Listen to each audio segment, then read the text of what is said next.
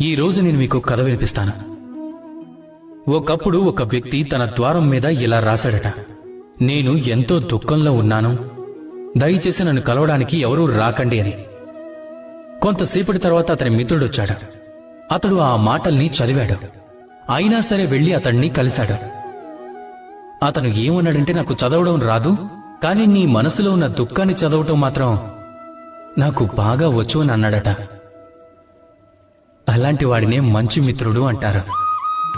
ఏ కారణం చేతనైనా మీరు దుఃఖంలో ఉన్నప్పుడు, సమస్యకి పరిష్కారం కనిపెట్టలేనప్పుడు, ఈ లోకాన్నే వదిలి వెళ్లిపోవాలనిపించినప్పుడు, అప్పుడు కూడా ఈ మిత్రుడు మీ వెంటే వస్తాడు.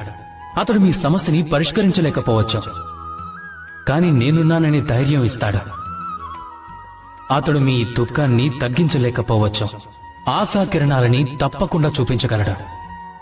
మీరు ఈ లోకాన్ని వదిలి వెళ్లిపోవలసి రావచ్చు.